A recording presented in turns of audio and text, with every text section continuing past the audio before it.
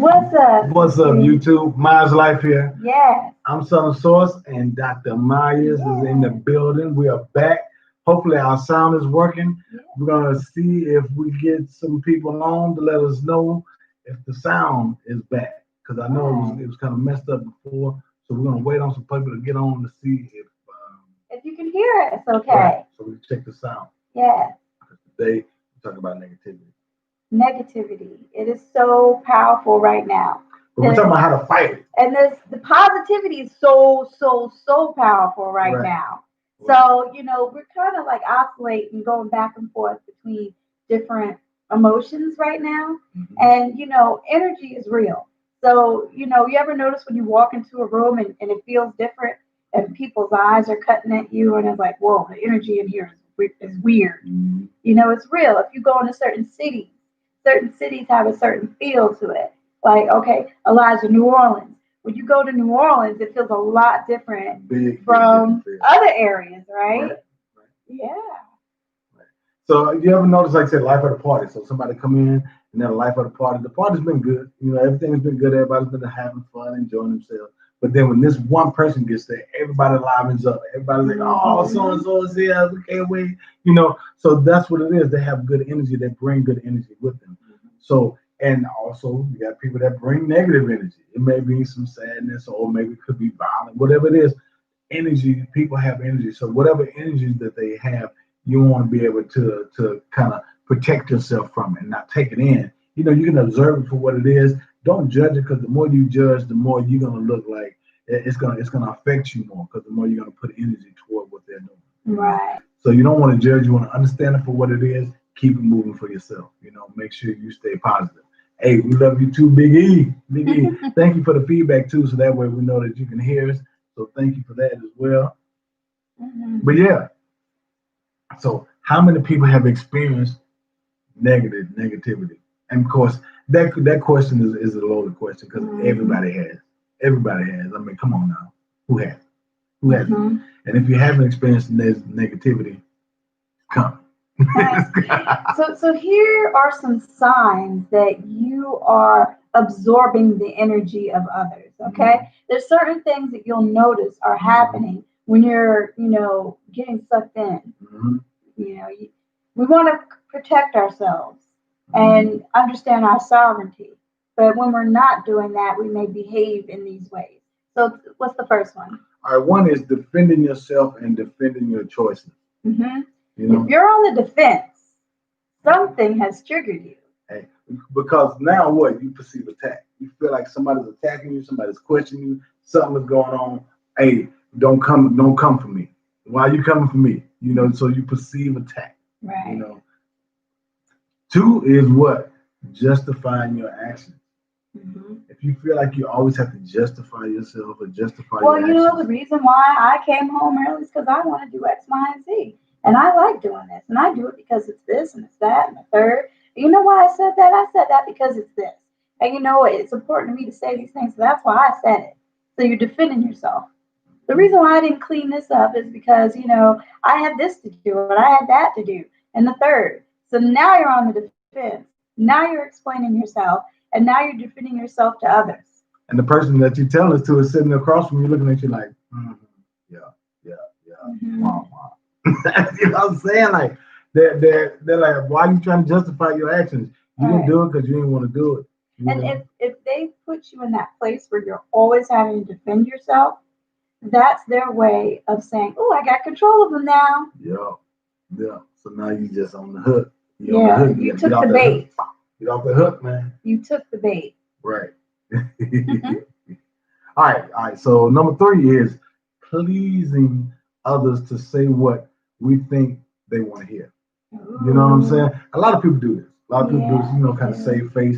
Whether you may have a position or a title, and you may not say certain things because I don't want to offend anybody in my circle and things like that. When you may feel a certain way, but you don't say it because you don't want to offend anybody or you don't want to jeopardize your title or your status. Like a lot of things. I had this with the hospice when I was a pastor with the hospice. Certain things that I felt like I couldn't say, but I was just like, no, why am I holding myself back from saying certain things? Say them. You know, Mm-hmm. say them because you want to always be true to yourself. Always be true to yourself. So the more I'm true to myself, the more I shine. The more people I help too, because the freer I feel. You know, so I help them open up. I help brighten their lights as well. All right. So number four is needing others to hear us and pushing our rightness. Mm-hmm.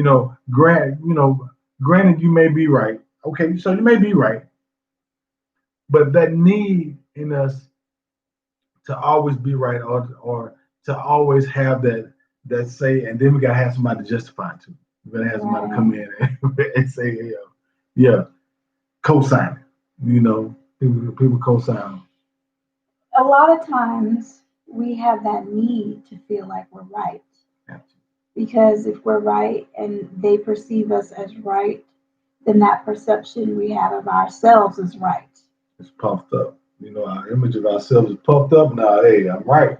You know what I'm Right. saying? I listen So to our ego identity hmm hmm wants to be right. Yeah. The spirit knows the truth. Spirit knows the truth. That's where the positive is. So you don't have to worry about fighting or dwelling. You're only competing with yourself. So you're not Right. worried about anything.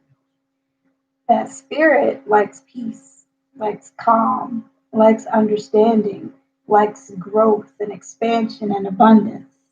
That ego mind is like, oh, I got to be right now and I got to win hmm because I got to be safe. So, in order for me to be safe and to prevent attacks Right. or my life or the image from being harmed, I have to be right. Yeah, because the ego is something that we've built through our whole life. And we feel like through all these situations, and whether it's negative or positive, we feel like this is what we use to protect ourselves. You know, and in doing so, then a lot of times it may hinder us from doing certain things, taking certain risks, or maybe adventuring in life, or doing certain things. Adventure, whatever it is that you feel like you want. Maybe creative wise. Maybe it's taking somebody out on a date, like maybe asking that girl that you like, to go out somewhere, but you're just too scared to take the initiative, or maybe going out for that job interview, or the job that you've always wanted, but just wasn't able to do it because your ego told you, well, we've tried it before, and you wasn't good enough last time, you know. But the more you get that feeling of, man, I feel like I want to do it, that's your guidance system telling you that, yeah, you want to do it. Go do it. Go Right. be out. And, right is just a perception. What does right really mean? Mm-hmm. You know? So focus on the understanding aspect. Focus on what feels good and free and new and exciting. Mm-hmm. Focus on that because that's your spirit. The ego will tell you all types of things and get you really confused Yeah. as to what's right. And then when we're in conflict with others, Mm-hmm. so there goes the negative energy coming in, right? So you Mm-hmm. have something that's made you feel like, oh, I have to defend or I have to challenge or I have to fix. So, we want to be right in that. We got to win in that.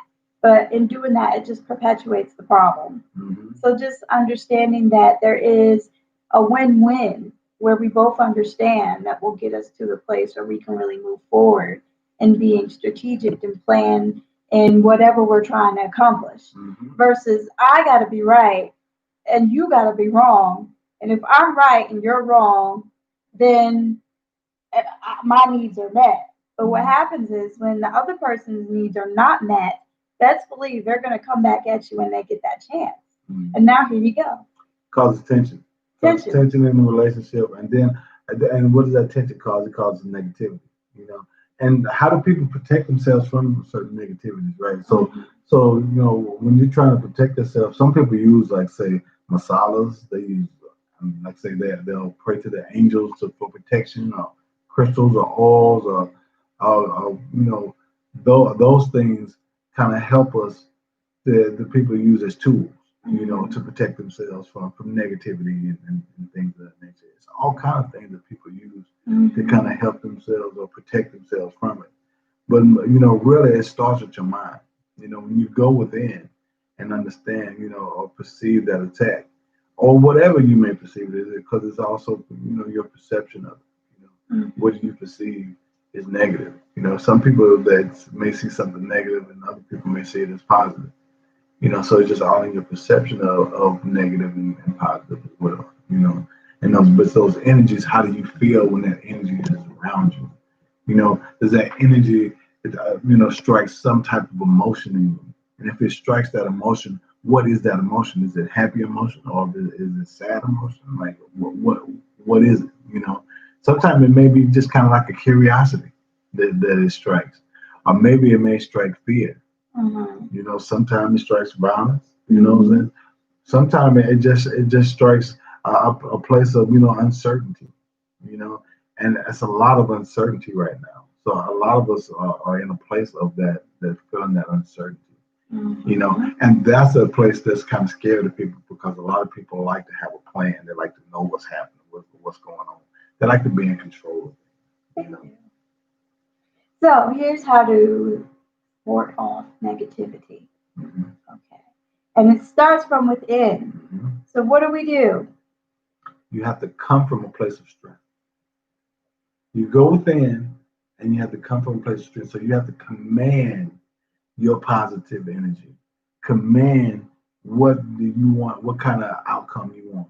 You have this divine essence in you. Yeah. This divine essence that's refined in all this good and light and love and strength and power, but we don't use it because the ego is keeping us in fear, lack, and frustration and anger. So it's saying that, we have to, this is how we protect ourselves from negativity. And it's like, no, we have power to actually protect ourselves from negativity, not in a like the forceful power, but in a power to where it doesn't have to affect us. It doesn't have to affect us. You see it for what it is. You recognize it as that. Keep moving forward from it. That's right. Keep moving forward. So what do we say when we want to command our strength? This comes one from that spiritual attitude, knowing who you are in the spirit. Yeah. Knowing who you are. So you're commanding healing. You're commanding strength. You're commanding power. You're commanding things to happen right now. You're commanding your abundance or your inheritance or whatever it is that you're bringing in. You're coming from a place of strength. This commandment is bigger than words and emotions. This commandment is made, outside of time and space. Because you were created before these bodies, so your spirit lasted, or your spirit was created before this body, so your spirit was here before the body. So in that, your spirit had power before your body did. And once the spirit is in the body, if your body's not commanding that power, then your spirit is going to feel like it's being suppressed, or it's not being heard, or it's not being fed. So a lot of times, if you're not standing up to bullies, or if you're living up to your purpose, if you're not going for the things that you want to go for, if you're not doing the things that you want to do, all of those things will make you feel like, man, I feel bad, I feel sad, I feel negative, I feel stressed. So you got to turn that around. You got to turn that around. So proclaim it now, everyone. Take a deep breath.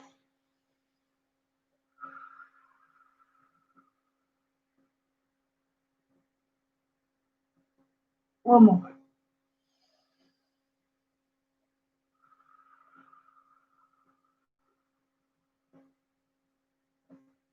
I like that. One more.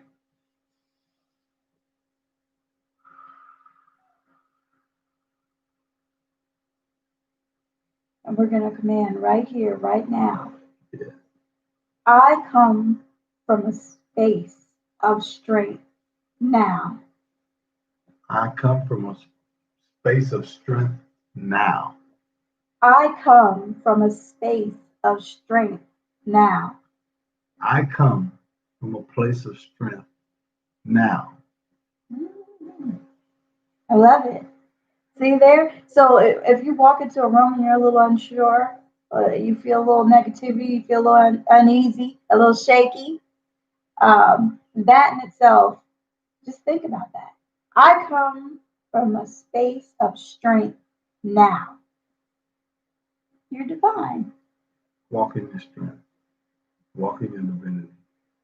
Things that you've been taught in the past are things that kind of hold you back, make you easily controlled.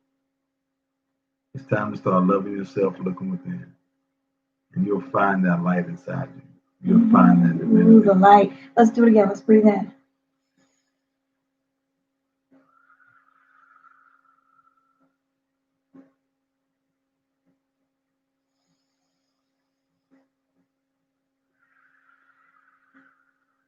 Do it one more time.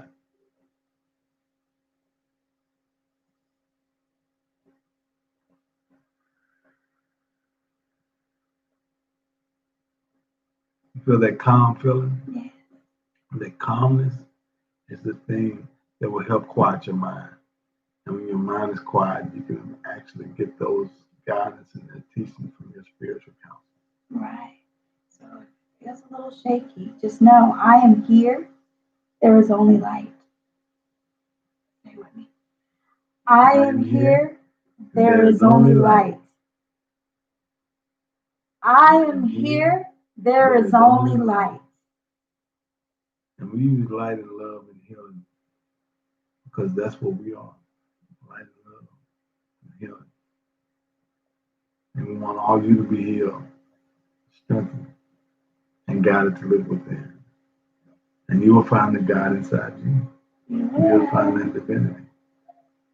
Jesus has been my teacher forever.